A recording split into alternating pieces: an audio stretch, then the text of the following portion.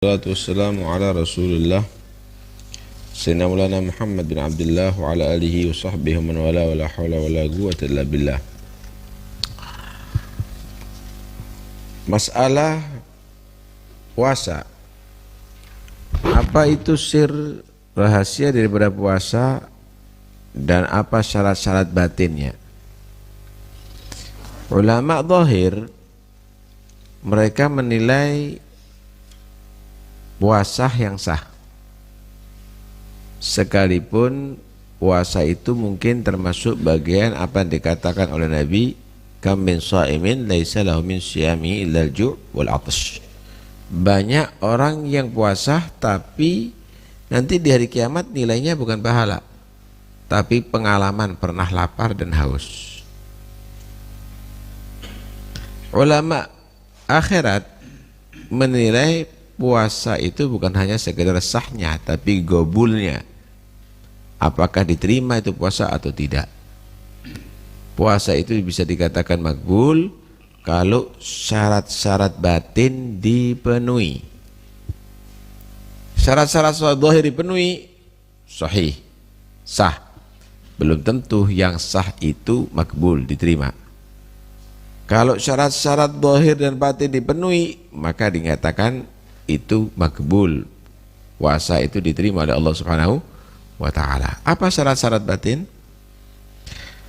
Di sini puasa itu menurut Imam Ghazali dibagi menjadi tiga. Ada yang disebut shaumul umum, puasa orang awam. Puasa orang awam ini yang penting jaga perut, nggak makan, jaga faraj, kemaluan, tidak sampai tertuntaskan syahwatnya,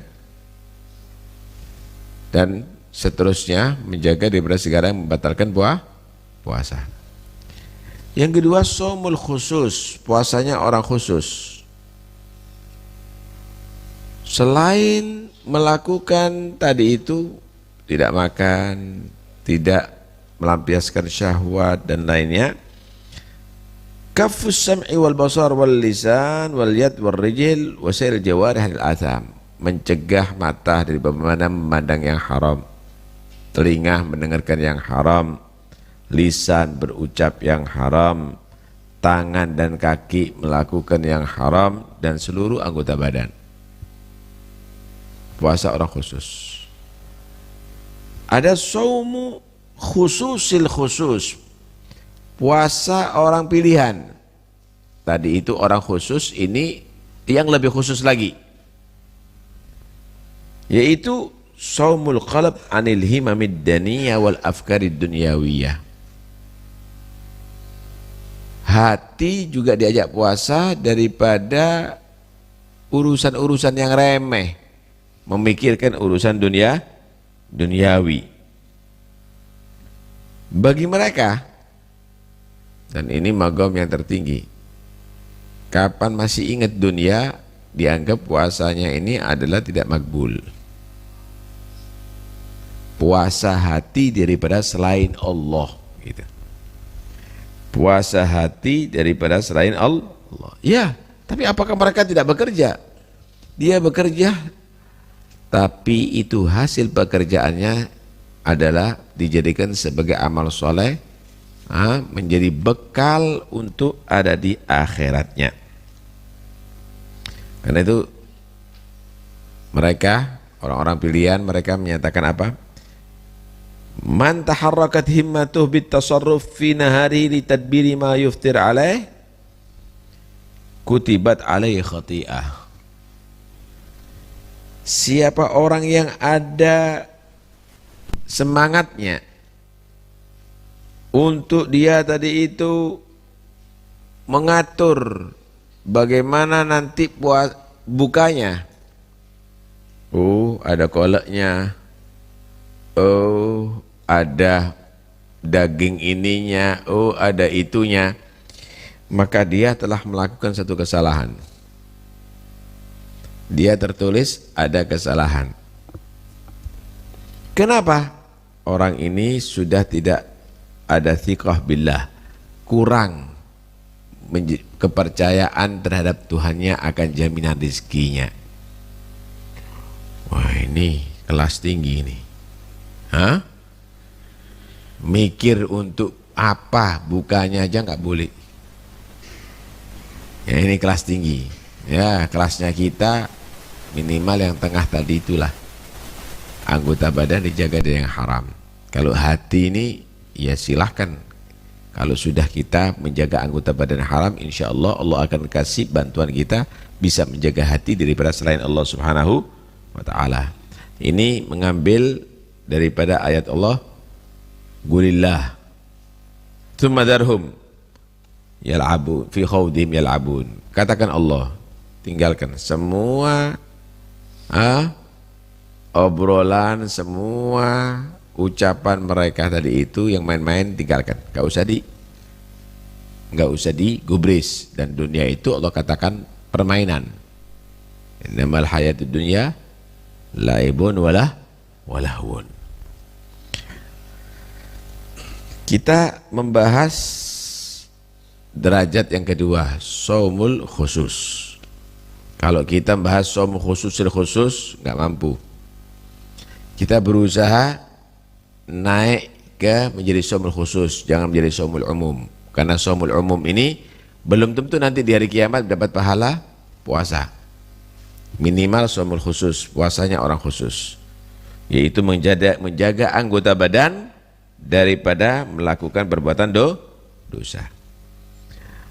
Apa saja yang dijaga? Pertama, mata, ghaddul basar, menjaga pandangan mata. Jangan sampai memandang yang tidak dianggap bagus atau dinilai negatif oleh syariat. Bahkan jangan sampai memandang yang membuat kita berpaling daripada berzikir kepada Allah. Kalau kita memandang Quran, kita diajak untuk membaca Quran, berzikir. Kalau kita memandang orang yang soleh, kita akan bisa bersemangat untuk menirukan akhlak dan perbuatan orang yang soleh. Karena penting menjaga pandangan itu. Nabi SAW bersabda, an-nadratu sahmun masmumun min sihami iblis.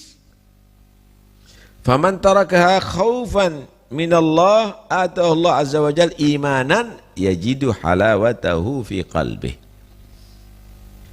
Satu kali pandangan yang haram, kita melihat perempuan yang bukan mahram, kita melihat aurat, itu adalah berarti kamu terkena panah beracun daripada iblis.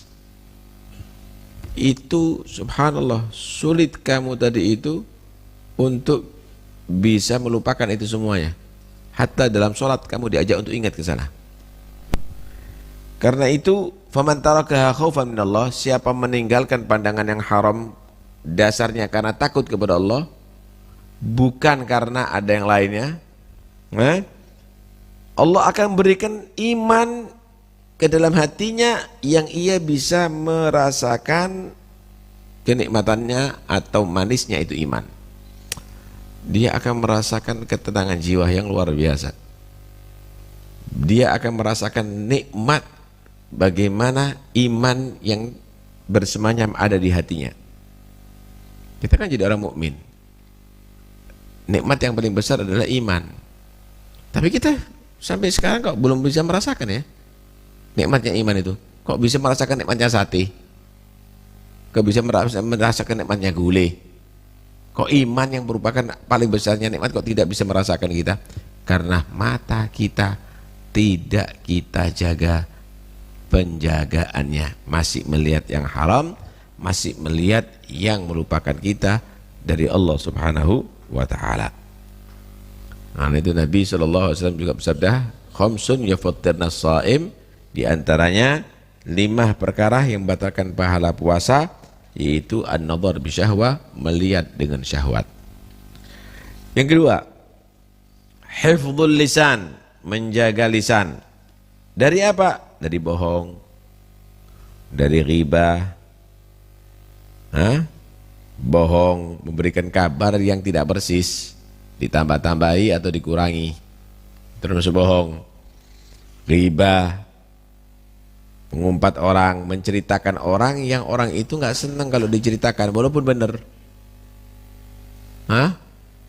Ada orang pendek diceritakan, cebol ya, ukurannya cuma segian, lah sarungnya gimana ya, itu dan ini misalnya. Itu ghibah. Wan namimah, mengadu domba, omongan orang diceritakan kepada orang lain tujuannya untuk supaya bertengkar. Namimah, adu domba. Wal fuhush, omong kotor. Hah? Tapi ini niatnya adalah dakwah, ngikuti jejak Wali Songo. Kamu itu sudah nggak bener, ngomong nggak karuan, ngaku jejaknya Wali Songo. Wali apa ngomong kotor begitu? Nggak bener itu, kebohongan yang luar biasa. Wal jafa, kaku, menyinggung perasaan. Wal khusumah, bertengkaran, dikit-dikit tengkar. Wal mira, perdebatan. Kalau sudah demikian, ya sudah, yang banyak diem inti. Man samatana naja, siapa orang banyak diem, insya Allah akan selamat dia. Kalau bisa jangan diem, disibukkan dengan banyak berzikir, istighfar, sholawat kepada Nabi SAW, baca Quran dan seterusnya. 6. Disinilah Nabi menyatakan inna masomu junnah. Puasa itu adalah tameng. Tameng itu kalau ada panah pedang bisa melindungi orang itu. Puasa itu bisa melindungi. Contoh bagaimana? Fa idza kana ahadukum sha'iman fala yarfuth wala yajhal. Kalau ada orang itu puasa, jangan berbicara yang enggak benar. Jangan melakukan kebodohan, melakukan perbuatan yang fisik. Kalau orang itu mancing-mancing, kita sudah bisa menjaga emosi, kita menjaga nggak sampai mencaci, menjaga nggak sampai kita ini mengumpat. Tapi orang itu mancing-mancing. Wa ini imru'un qatalahu asyatamahu. Orang yang ngajak kita untuk bertikai atau mencaci kita, falyaqul, ucapkan sama dia, ini shaim, aku ini puasa. Aku ini puasa, nggak boleh ngomong jelek, nggak boleh ngeladeni kamu. Malah ulama ada menyatakan karena ada perintah falyaqul, itu ada amr, maka mengucapkan aku puasa itu adalah sunnah. Aku puasa itu adalah sunnah. Kenapa? Karena ada perintah dari Nabi SAW. Falyaqul. Yang ketiga, kafus sama' anil isgha' ila kulli makruh. Menjaga pendengaran daripada segala yang negatif menurut syariat. Karena begini, kullu ma harramallahu gaulahu harramal isgha' ilaih. Semua yang Allah haramkan diucapkan juga haram untuk kita dengarkan. Anak enggak ngomong, anak enggak ngomong. Iya, kamu dengarkan sama aja. Anak enggak ghibah, tapi kamu mendengarkan itu ghibah. Nah, karena itu Allah Subhanahu wa taala melarang ini. Laula yanhahumur rabbaniyun al-ahbaru an qawlimul itsma wa akrimuhus suhud. Sama dengan orang makan babi, kita duduk ada di situ. Kita biarkan sama dengan orang minum khamar, kita juga duduk ada di situ. Sama dengan orang berzina, kita menonton ada di situ. Terjadinya orang ghibah karena ada pendengar. Terjadinya omong kotor karena ada pendengar. Kalau nggak ada pendengar, mau ngomong sama siapa dia? Karena itu dikatakan, innaka idza mithluhum. Al-mustami' ahadul muhtabain. Yang mendengarkan ghibah itu adalah dua pasangan. Yang satu yang menghibah, yang satu mendengarkan. Itu pasti. Ar-rabi', yang keempat yaitu anggota badan, tangan, kaki, ini semuanya juga dijaga daripada melakukan haram, perut juga demikian. Menjaga perut daripada makan syubhat, apalagi makan haram. Model kan, makan nasi hukumnya apa? Halal. Kita puasa, kita tinggalkan yang halal, kita tinggalkan di puasa nih. Karena perintah Allah memang. Minum air halal, kan gitu. Kita tinggalkan. Buka homer, misalnya. Buka babi, kan goblok ini orang. Yang halal ditinggalkan, kemudian kita berbuka dengan yang haram. Sama aja makan harta anak yatim juga haram itu. Sama aja. Makanan yang diambil dengan cara dzulum itu adalah haram. Ajib. Kita bisa menjaga yang halal karena puasa, tapi kalau kita buka langsung kita melakukan yang haram. Kita nikmati itu yang ini yang haram. Ini nggak benar. Ini nggak benar. Yang berikutnya juga menjaga tidak terlalu banyak makannya kalau berbuka. Apa sih perlunya puasa itu? Taglilut ta'am, taglil asyarab, taglil an-naum. Tujuannya apa? Untuk melemahkan syahwat. Syahwat itu apa? Segala yang melebihi daripada hajat kita hidup. Kita perlu makan ya, tapi kita selalu banyak makannya. Tidur ya, kita selalu banyak tidurnya. Puasa, kurangi makan, kurangi itu. Supaya apa? Lemah tuntutan nafsu kita. Alhamdulillah, dengan niat puasa, sarapan ditinggalkan, makan siang ditinggalkan, cuma maghrib godok semuanya. Sama aja ini. Sama aja ini. Lapar dan hausnya bukan menghasilkan nafsu yang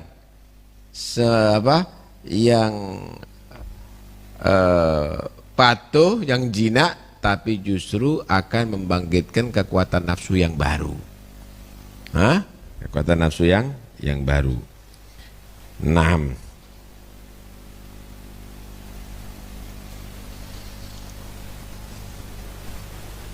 Karena itu Nabi menyatakan kam min shaimin laisa lahu min syami illa al-ju' wal 'atash. Banyak orang yang berpuasa tapi hasilnya hanya pernah lapar dan pernah haus.